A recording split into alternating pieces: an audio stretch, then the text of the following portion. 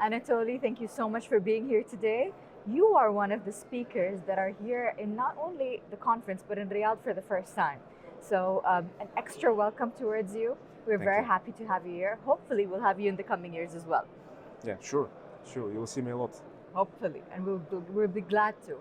Um, Today's topic that you spoke about on stage was all about future trends and anticipating what would happen in the future given the current changes and the current evolution. Um, Going back to the topic of our conference, it's about cognitive cyber and the different changes that are taking place. What do you see happening in the near future? So I think in the near future,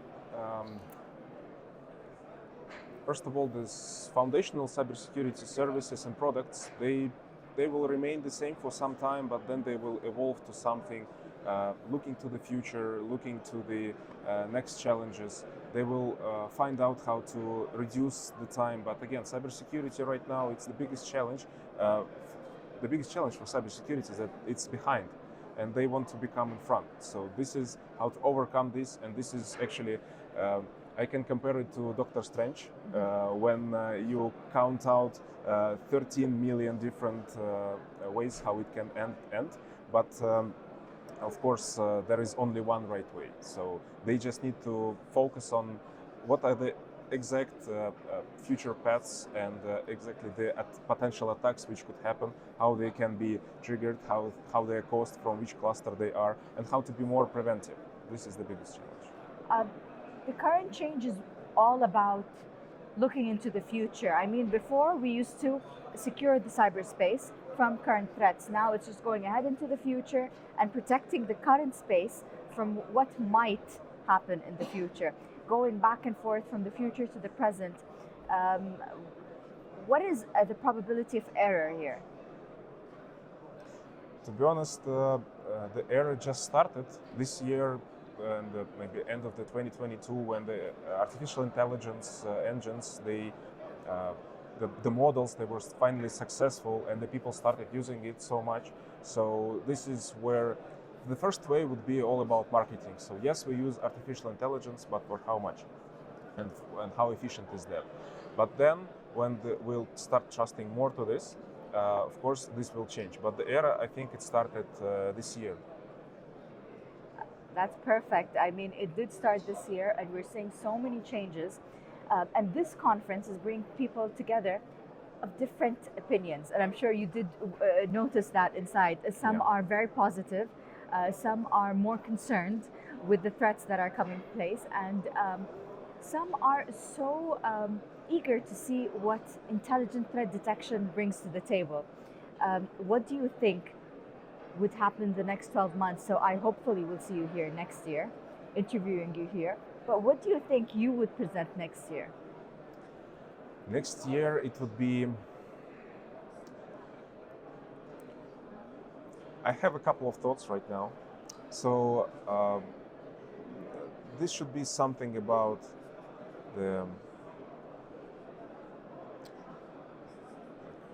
I don't know, maybe the progress which we achieved for the past year. I mean, we as a cybersecurity community and the companies, because now I set up the goals, I set up the main challenges, and during the year I'm talking a lot with different clients, so I will see how the things are moving. And actually, without even my talk, as I understand that not many people will see it, but still, the idea is to keep guiding and to keep looking after this.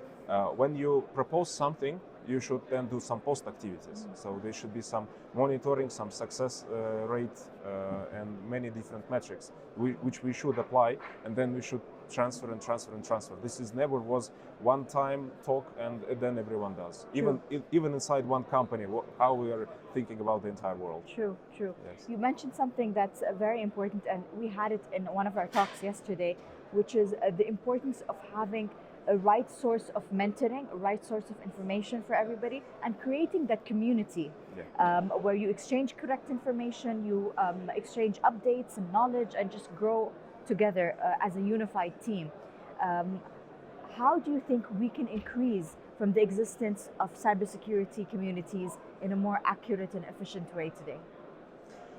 Um, right now, there is, I would say, there are some very beautiful non-profit organizations which establish, I would say, the community and they try to drive it, but sometimes they are lacking of mechanisms, or it ends with the just exchange of the different links of different resources. Because with every day, there is, like, for example, every day 10 vendors, they post something, then another 1,000 Twitter posts. True. So it's impossible to keep it in mind.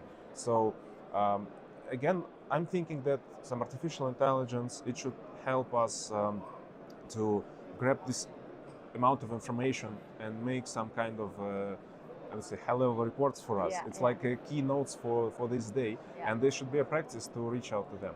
And again, there could be a couple of vendors which are trusted and people read all their blogs, but still it's not the only way how to grow, right? True. You need to practice, you need to do this. So I'm thinking that non-profit organizations, they should be the key success factor here, and the communities on LinkedIn or on Twitter or on Facebook, whatever, they also can succeed, but I trust more into the offline events. Yes, true. So to be honest, The irony of that, but yes, that's true. Yes, there should be a collaboration, discussion, because online everyone is busy, everyone is doing their job. Anatoly, thank you so much for your speech earlier today on the stage, and thank you for this interview. Thank you for having me. Thank you.